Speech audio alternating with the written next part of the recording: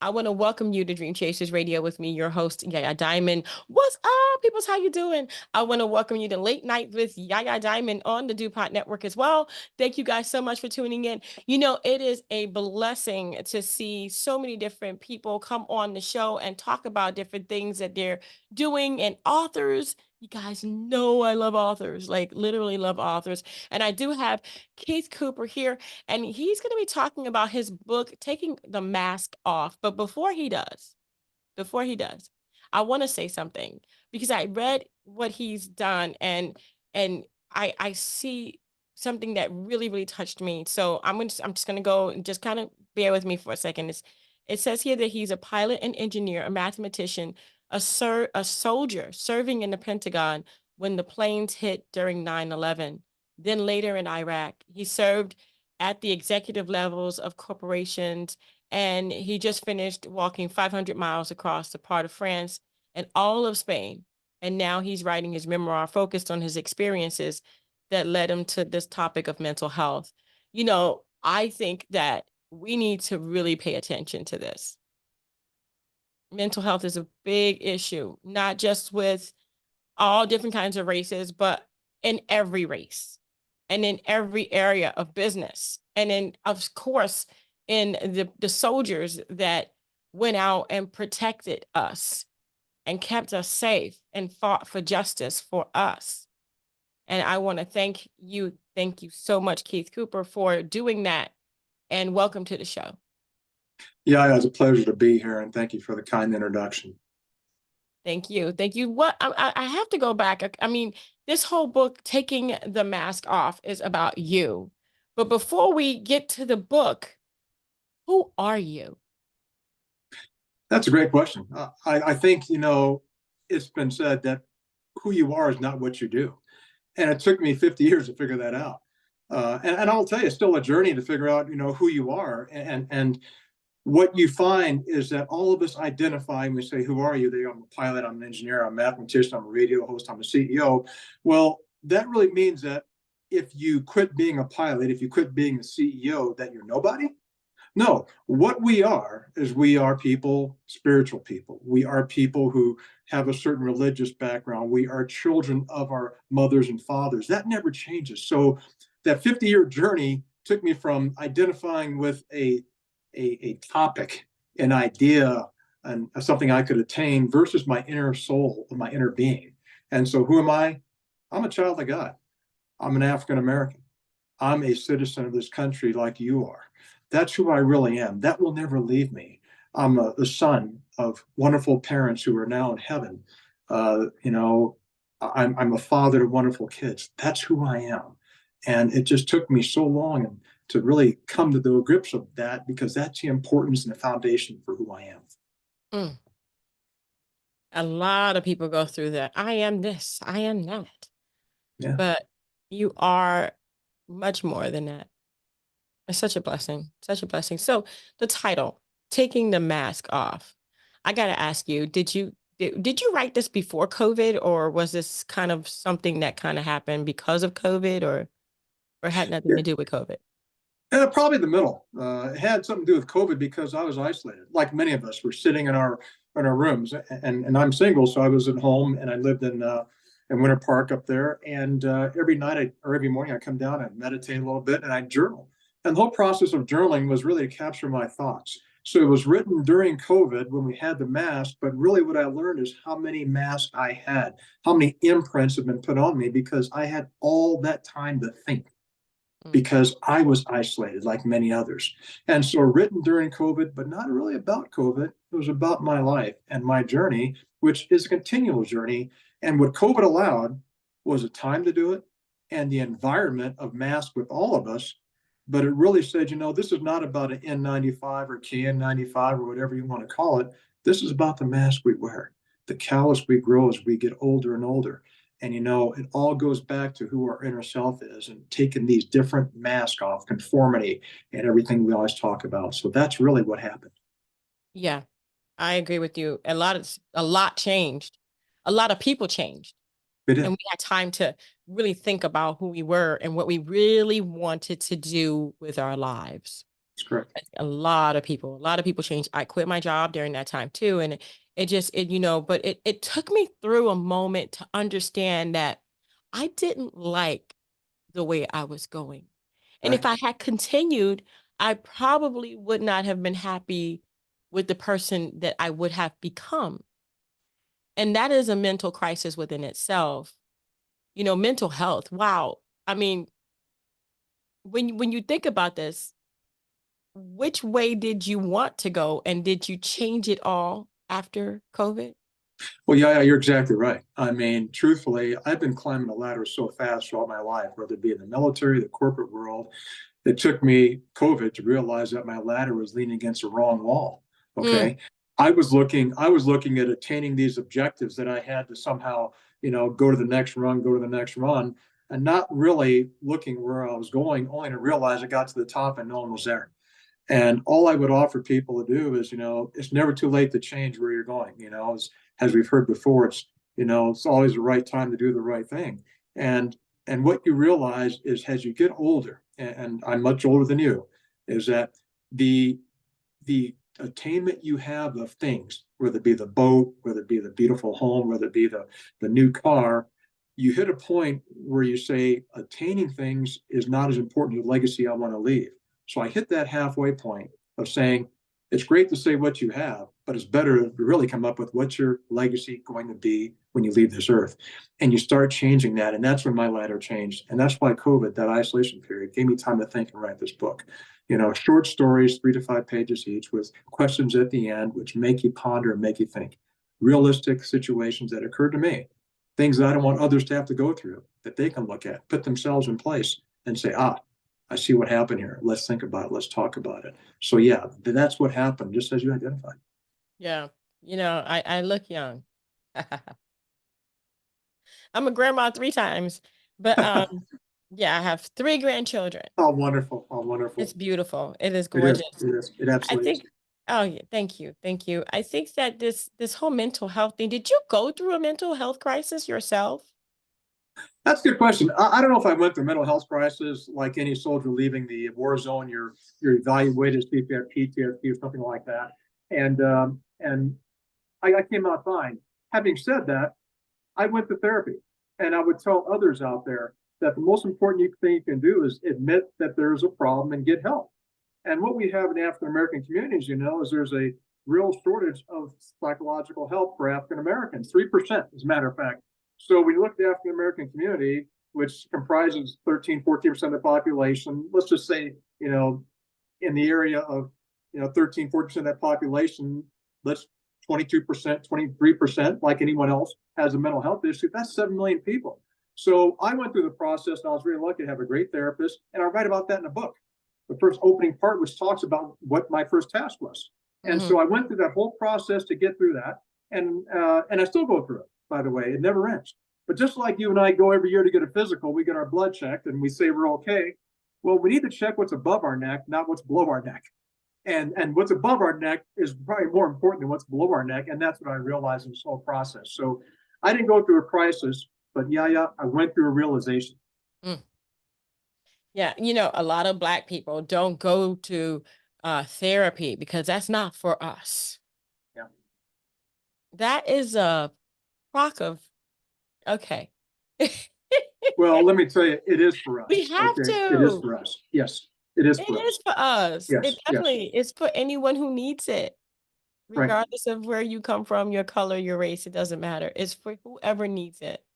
And yeah, I would say sometimes we don't know we need it. Just like you go to the doctor and you don't know what the problem is, you depend on a doctor. But I think that yearly checkup ought to be not just your blood test and the doctor hitting your knee with a hammer.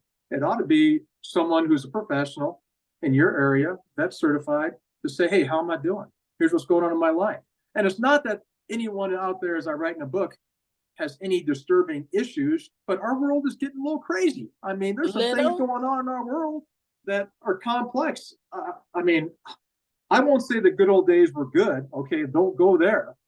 However, they were somewhat predictable. But what's going on now with what parents have to deal with is just astounding. And the help we need is not about parents, me, you being out of touch. It's about the world is kind of going different directions. And we need someone to put that in perspective for us sometimes to keep us on the right track. Definitely, definitely. What do you want people to come away with when they read this book? I mean, what is the common denominator? Is there like a math or something to that effect?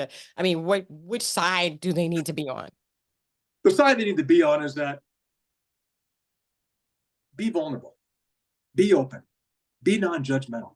It can happen to anybody, and it's not about something happening. It's about preventing what might happen. It's about really looking at yourself. It's about changing your thoughts from saying, pointing the finger to saying, I'm sorry. It's about being a little bit more empathetic with your neighbor. And it's about realizing that as you go through your journey, sometimes, you know, pursue your passion, don't pursue the checkbook. So it all boils down to opening your thoughts, opening your eyes, opening your mind. And really, the one thing I would say is make that transition from your mind to your heart. The longest 18 inches in the world, okay? Trying to think with your heart for once, not just your mind. And just think about what a better nation we could be across all races, all cultures, all religions if we start thinking about that. You still may make the same decisions. I don't know. But try to be who you are and, don't always try to be someone else and strive to be the person you want to be in life. Okay. And keep that journey in mind. The journey sometimes is a reward, and that's what we have to look at. That is, yeah, I agree with you. I agree with you. Now, there is a confusion. I'm a little confused because the book says 200 stories, Yeah. Yeah. but there's only 65. Um, where are the others? Are you Three writing a words, second one? 3 words, more to come. How about that? Ah, More to come, more to where to come. come? We're going Okay, to talk about love. We're going to talk about a little bit about, other things in that next one. But I thought 65 would kind of prime the pump. I like that. I like that. That kind of leaves me on the edge. It's a cliffhanger there because I was like, where are the other ones? I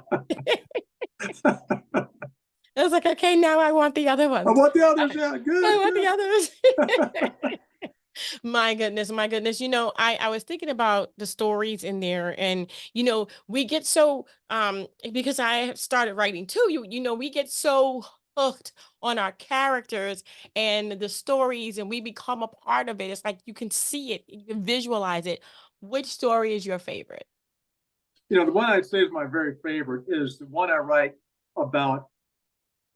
I'm trying to never be, I would say, a bad person. And the title really starts about and takes off from the movie with Denzel Washington, who's one of my favorite actors. And he's in this movie called Flight, right? And I don't know if you read or read the book or saw the movie, but bottom line, he's an airline pilot. So I love that part right there, right? And the plane goes upside down. He saves all the passengers, but he has a problem with alcoholism. So at the very end, he's actually arrested in the movie and he's put in jail. And he's estranged from his family. And the son comes to visit him. The son's in college, and he goes, "Hey, son, how you doing? What's going on?" And the son looks at him and goes, "Well, Dad, for my final project, I'm writing a book. I'm sorry, I'm writing a paper." And Denzel goes, "Great. What's the paper on?" He goes, "The paper is on you, the greatest man I never knew."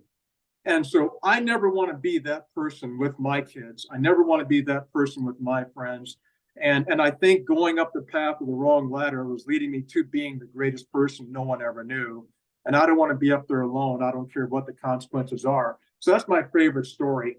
And it's kind of a from to story of how I'm going from, things and to things that matter, Mm. and all those things and that I move along. And I share that with people so they understand that someone like me who's gone to West Point, been in the Army, gone to Ranger School, been in the Pentagon, been in Iraq, all the things you could label as being this hard person who doesn't have to show emotion.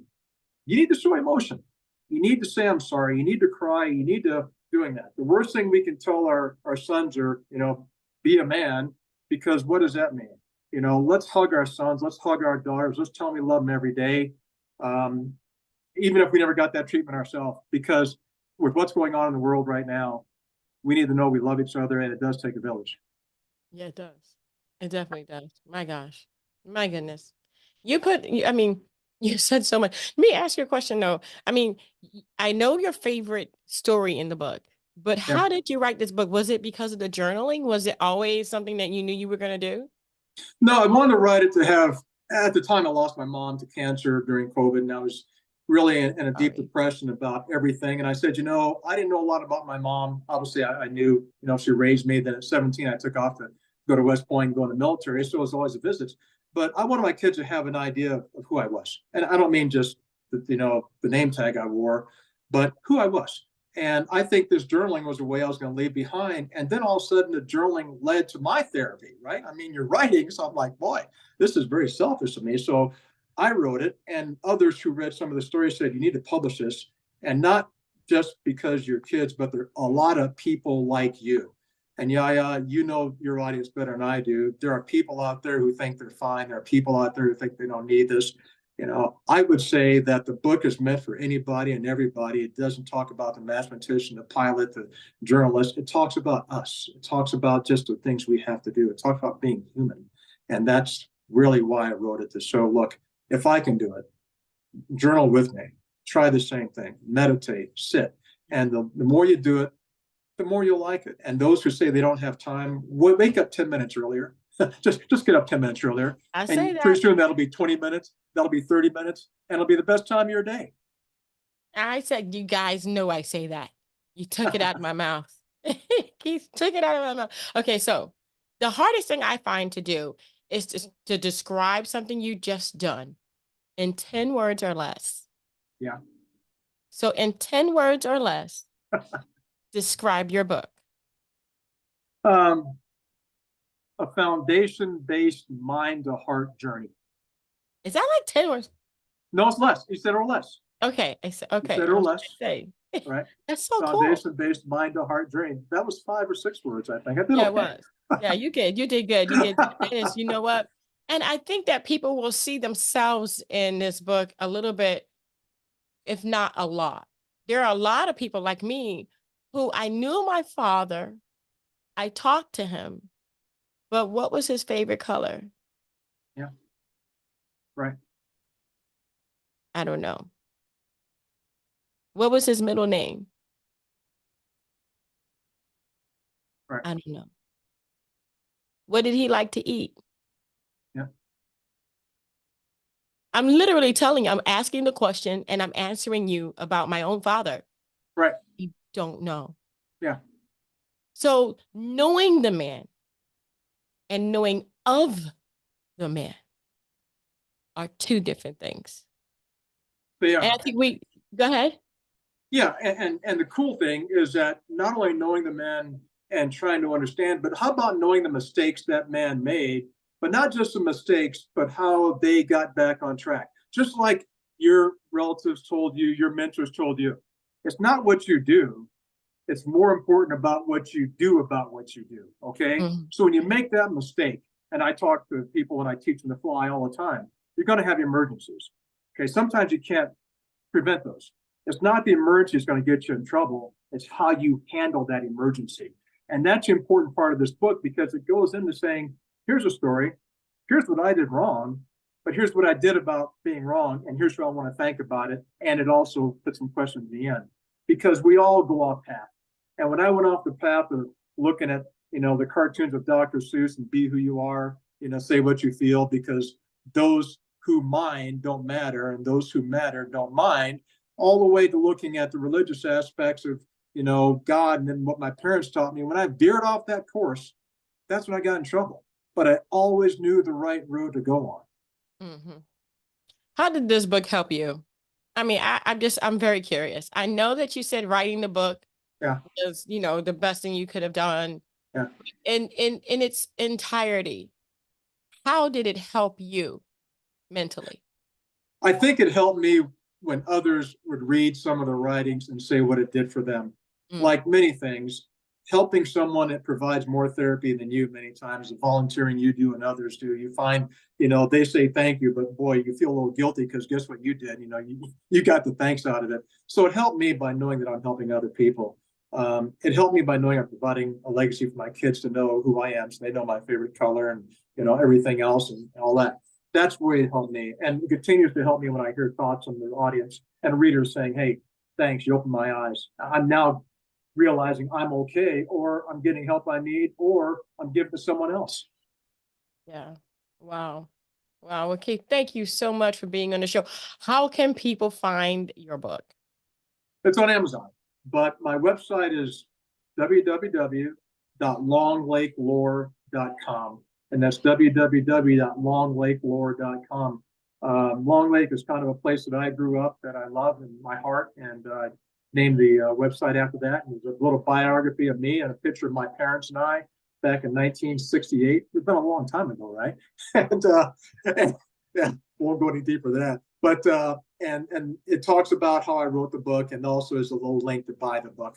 But that's how they can buy it, and you know, I hope they enjoy it. I hope to get feedback. I also have a website available for them they can look at, and also email, and I get like these comments because I want to get those other stories out too.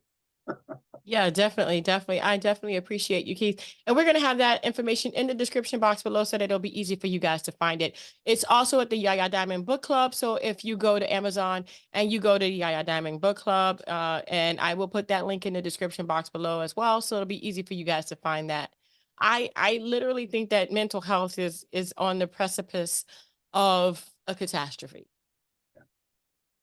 And if we don't do something, at least for each other, at least in your own neighborhood, at least have some kind of an open something, especially with the new generation, we are destined to just fail. That's, I mean, it is nothing else. I mean, I can't even like sugarcoat it. That's what it is, and I appreciate what you're doing, Keith, and Mr. Keith Cooper here today to let you know that it is not a shame to get help if you need it, if you don't know you need it, if you think you need it, if you even have the inkling that there might be something you need to talk about, go get professional help. I want to thank you guys so much. And Taking the Mask Off is by Keith Cooper. And that's the interview we just did. If you missed this interview, please don't forget to go back and listen to it. If there's something that you resonate with, please leave your comment or go ahead and go to the website, which is in the description box, and leave your comment there as well.